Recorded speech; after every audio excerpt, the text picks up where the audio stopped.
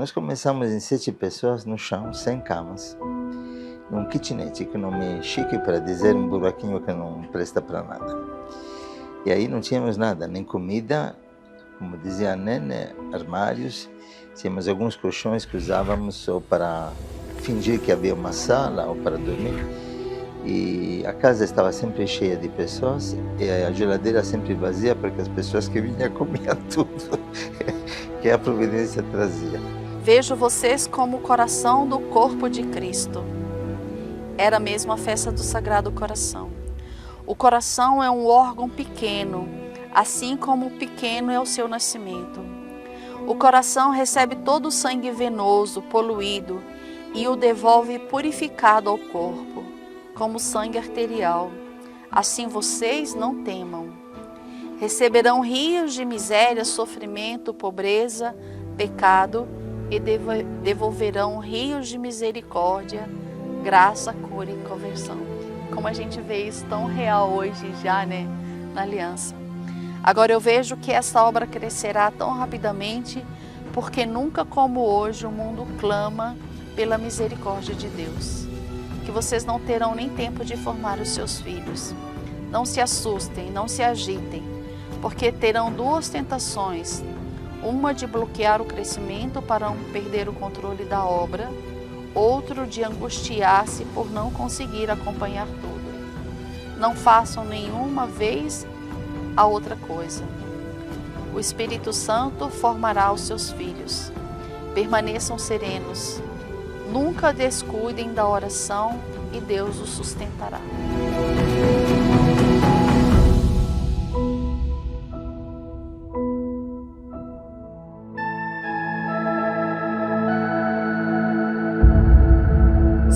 Sonha in alto. Você é imagem e semelhança de Deus. Eu quero a vida plena.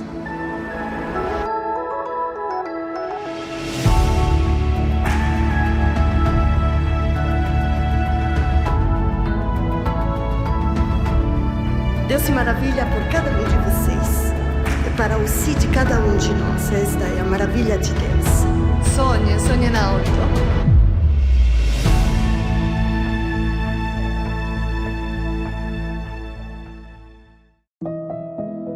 Ao longo desses 25 anos, a Aliança caminhou com irmãos e irmãs que fizeram da própria vida uma oferta.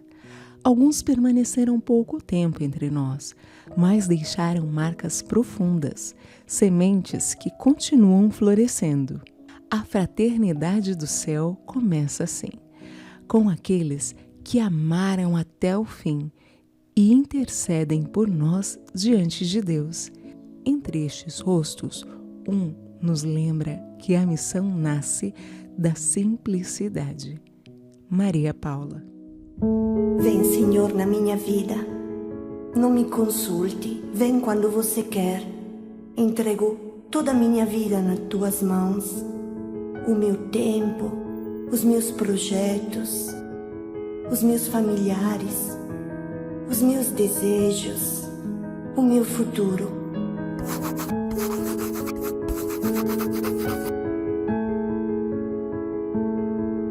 Maria Paula tinha o faro de Deus, eu digo. Ela tinha uma capacidade de perceber o que era espiritual, o que era divino, o que vinha do Senhor.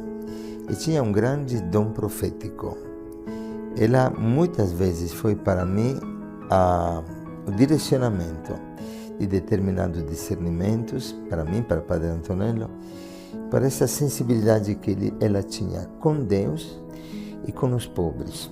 Ela era apaixonada para os pobres, como nós, mas ela de forma particular. E ela continuamente ajudava a comunidade a olhar para Deus, a palavra e os pobres.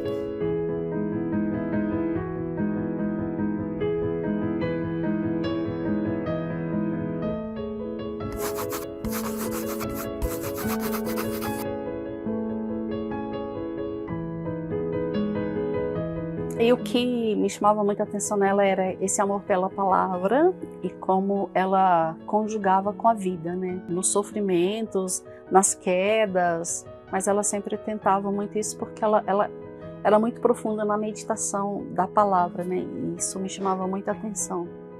E uma outra coisa que me chamava muita atenção na Maria Paula, além da amizade, né? Porque ela era muito fiel assim, à amizade.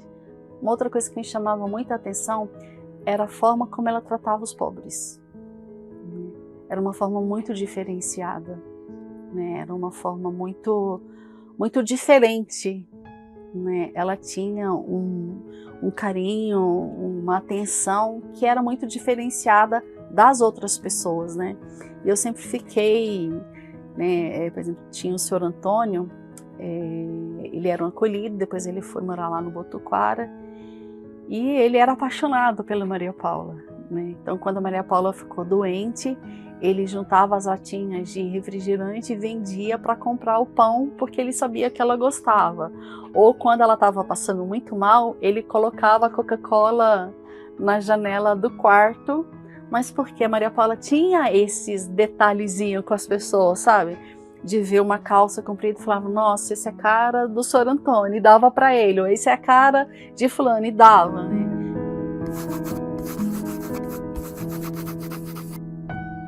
Uma pessoa que conseguiu, na sua simplicidade, mostrar algumas coisas importantes que eu não tinha dado conta de perceber ainda. Maria Paula foi um dos grandes presentes de eu ter entrado na Aliança de Misericórdia, na comunidade.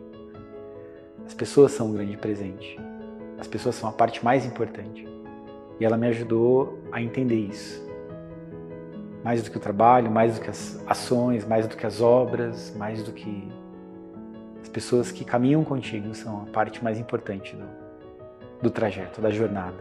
Quando ela morreu, eu não estava aqui no Brasil, eu estava lá na cidade dela, na Sardenha, e o Padre Henrique me ligou e falou, Eveline, a Maria Paula não consegue mais falar, né?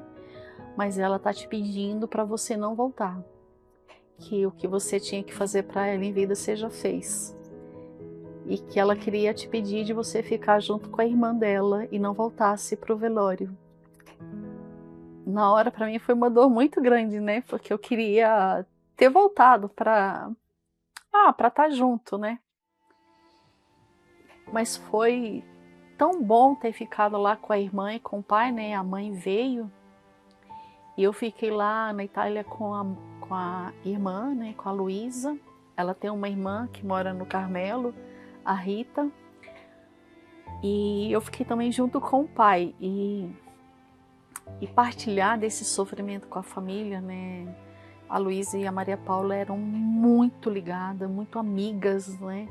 Porque a Rita logo foi pro convento e era clausura, né? Então ela e a Luísa tinham um relacionamento muito bonito, né? Muito profundo.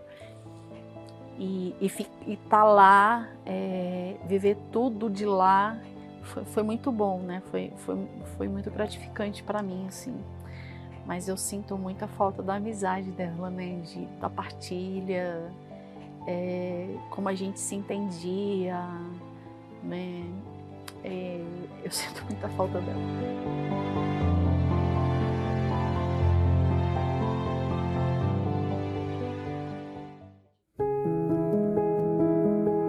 Junto com Maria Paula, tantos outros caminharam com a gente e ensinaram que evangelizar é cuidar.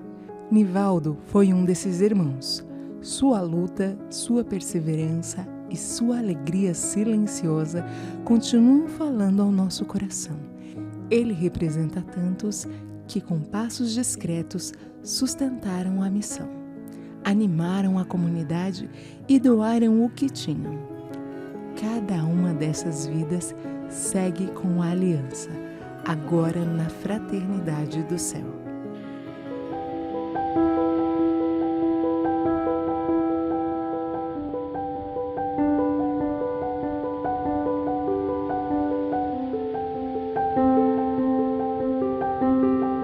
Não foi uma vida muito fácil, né? O Nivaldo veio de uma família bem simples, bem pobre, né? Morou na zona sul de São Paulo e seus pais, sua mãe era muito simples, muito pobre, criou os seus filhos com muita dificuldade, ele tinha bastante irmãos, né?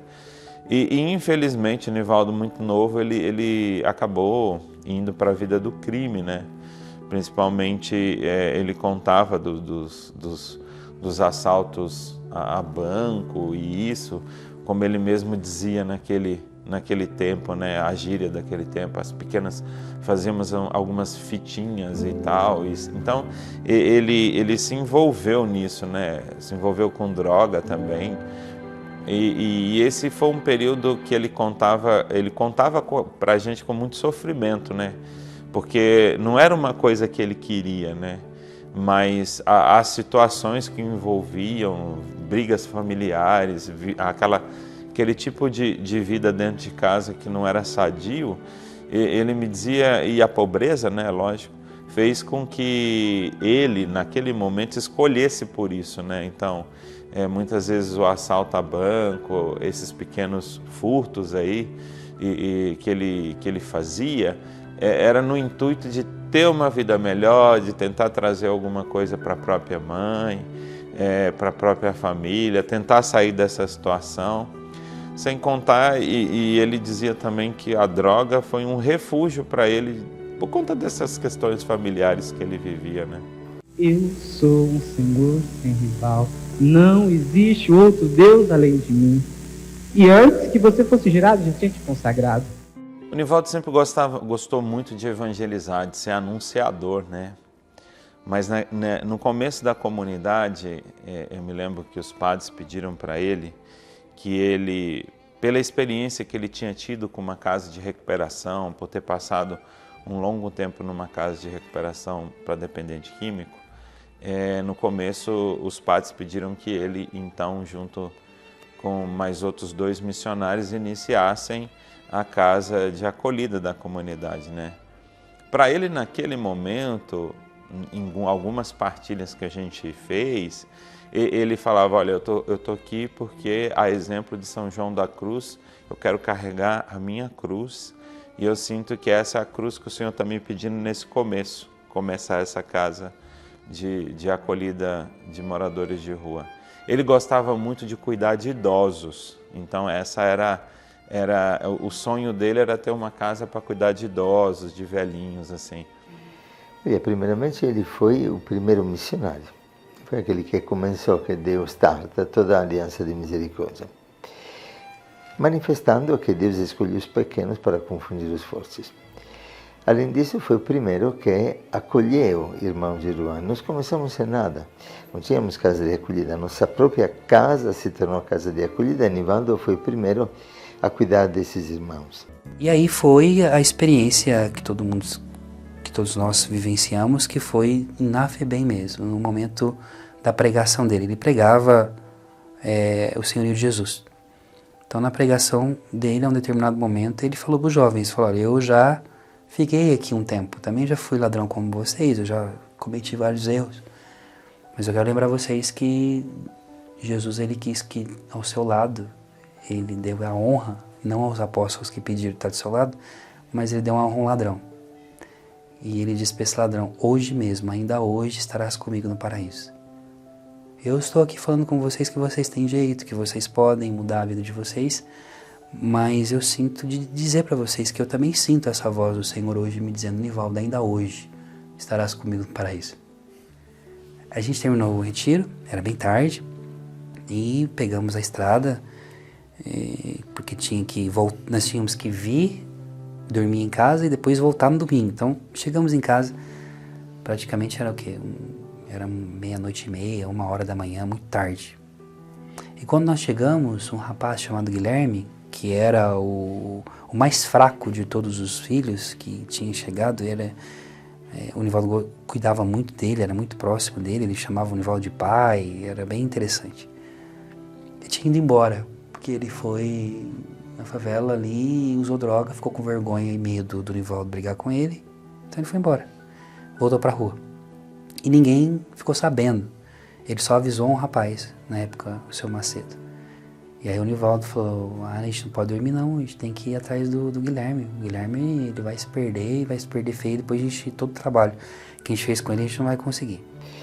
E normalmente nós não fazemos isso, então não íamos procurar quem sai, acolhemos sempre quem volta, mas nunca forçamos o caminho de volta. Para ele me disse, olha, ele precisa, porque ele é fraco e sem dúvida não teria coragem de voltar. Me permita de ir. Eu olhei o relógio, era já quase meia-noite, falei, olha, Nivaldo, é muito tarde, deixamos para amanhã.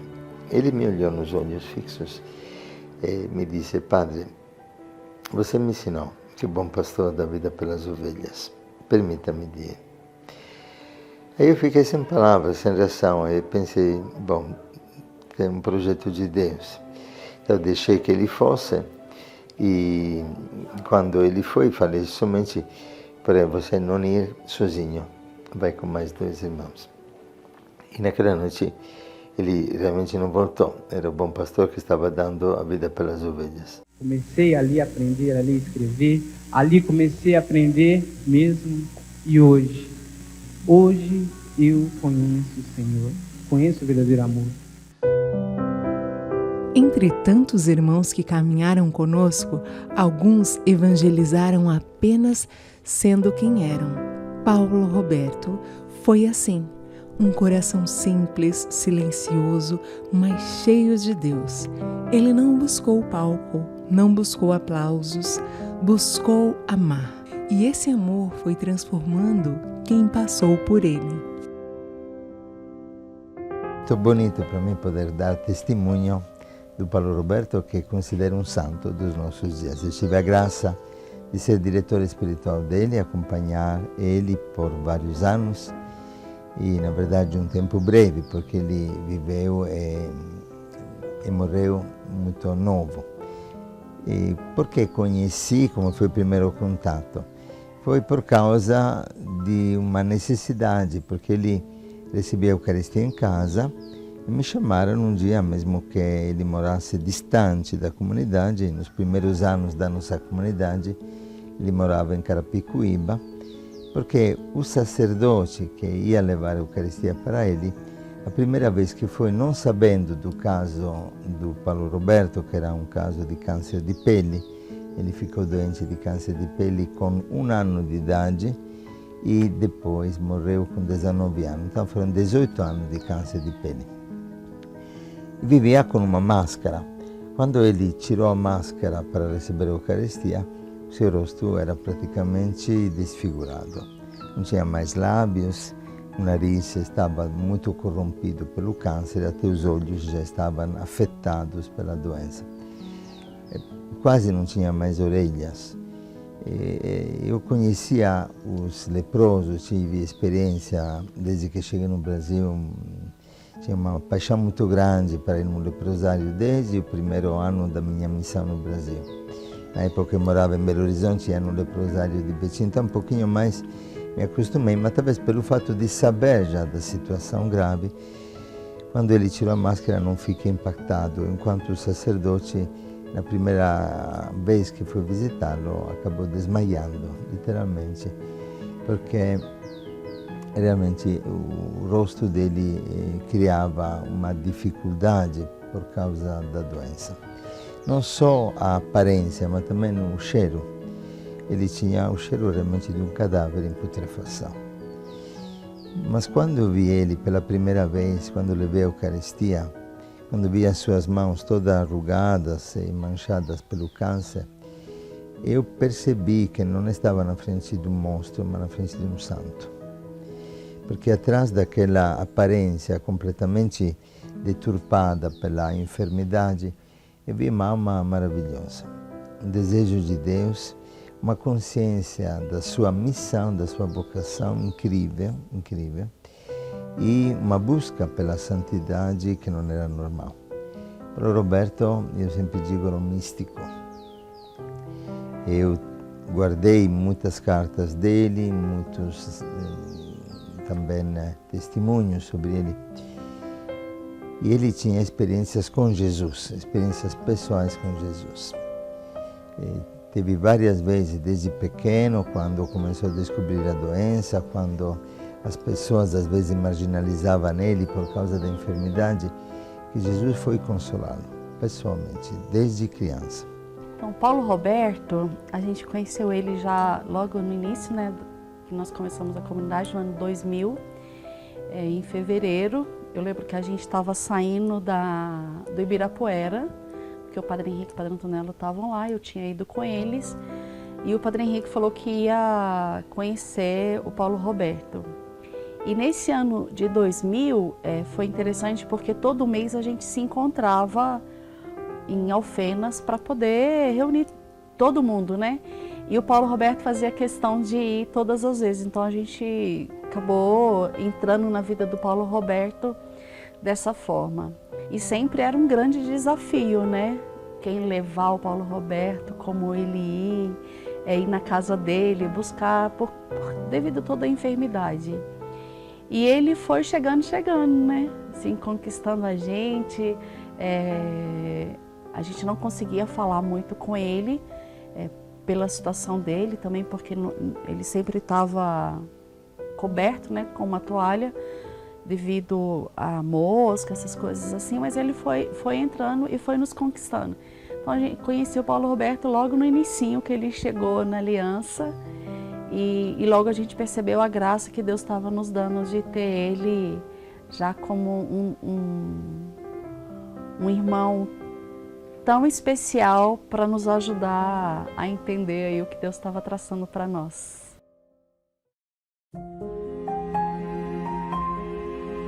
Uma coisa que sempre me perguntam como foi o momento da morte, o momento do enterro, que foi outro momento muito forte.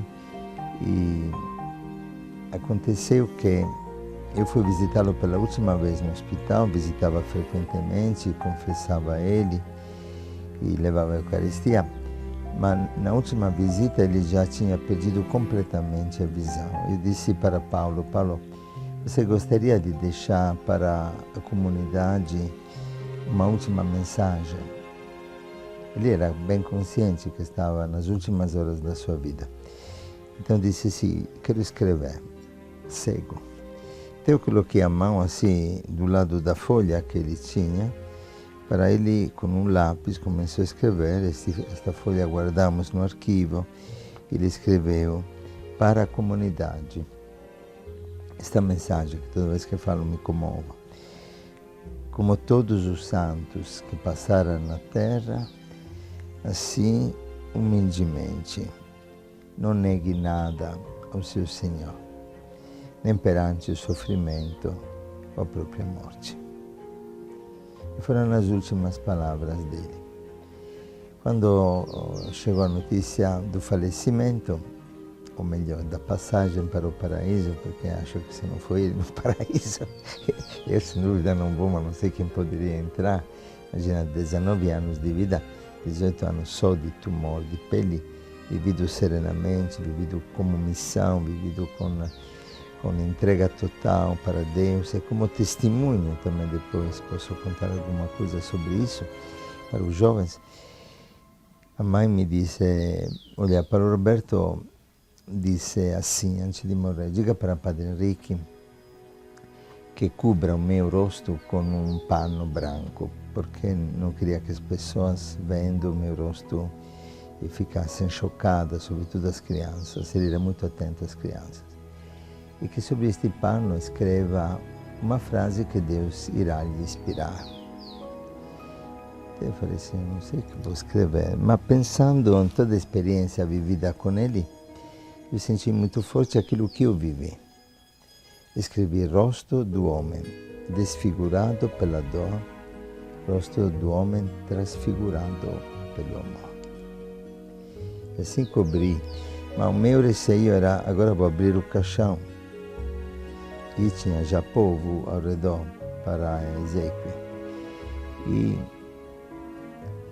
pensei, agora quem sabe que cheiro, porque já na vida cheirava com um cadáver. Só que por minha surpresa, quando abri o caixão, saiu um perfume de rosas. Eu entendi que realmente atrás de uma dor, atrás de uma carne desfigurada, Deus cria uma obra maravilhosa, uma obra que é eterna, que não passa. Assim foi aquele momento da celebração do enterro dele. 25 anos se passaram. E quando olhamos para trás, percebemos que a história da aliança não é feita só de acontecimentos, é feita de pessoas, de vidas entregues, de sonhos que nasceram no chão da pobreza e floresceram pela graça de Deus. Entre nós caminharam missionários, amigos, consagrados, benfeitores. E alguns deles já chegaram primeiro à casa do Pai. Não estão distantes, estão mais próximos do que nunca. A fraternidade do céu cresce junto com a aliança da terra. E ao ver tantos rostos de quem ficou e de quem partiu, entendemos que o carisma da misericórdia não termina, não envelhece, não se fecha.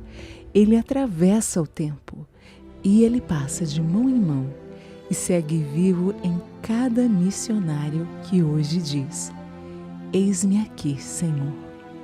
Quando i bambini fanno oh, che meraviglia. É assim que quero que vocês vivam nestes anos que vão vir. Mas Deus tem muito a fazer. E Deus também canta para vocês. Quando i bambini fanno oh, che meraviglia, che meraviglia. Deus se maravilha por cada um de vocês. Para o sim de cada um de nós. Esta é a maravilha de Deus. Quero que cada um de vocês possa viver com esta maravilha no coração. Maravilha da obra que Deus faz em cada um de vocês. Não tenha medo daquilo que Deus vai aprontar, porque Ele sabe o que vai fazer. Não tenha medo.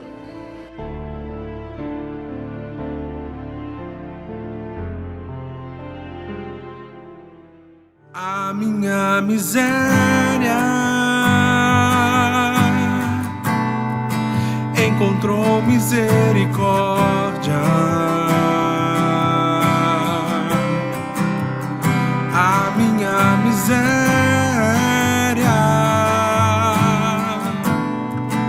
encontrou misericórdia.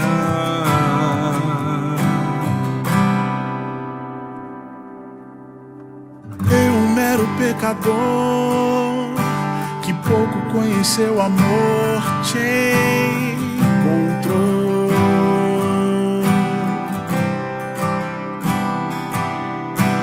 Fui tomado pela mão, o teu olhar me ofereceu perdão.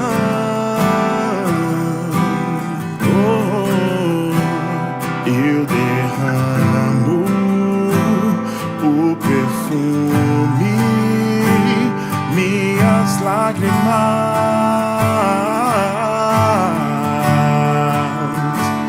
aos teus pés. Eu me rendo e confesso a minha miséria. Encontrou misericórdia.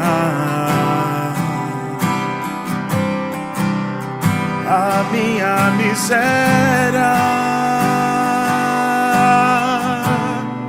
encontrou misericórdia. A minha miséria encontrou misericórdia. As minhas misérias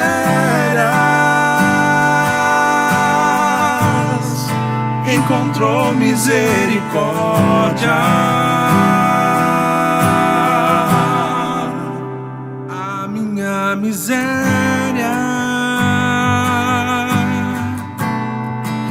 encontrou misericórdia. A minha miséria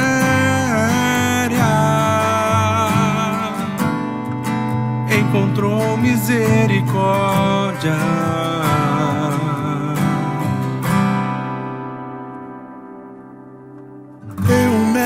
pecador que pouco conheceu amor, te encontrou.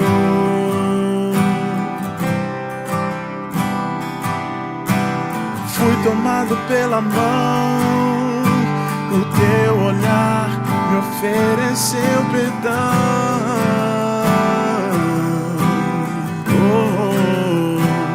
Eu derramo o perfume, minhas lágrimas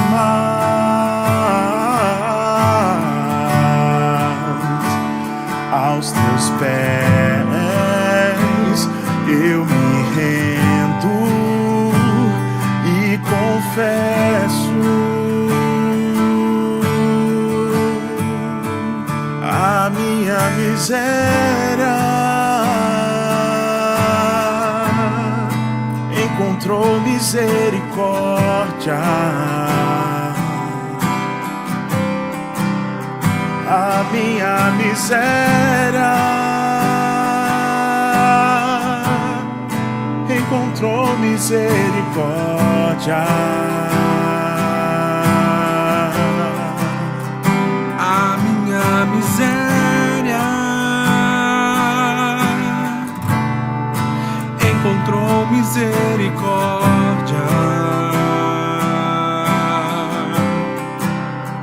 As minhas misérias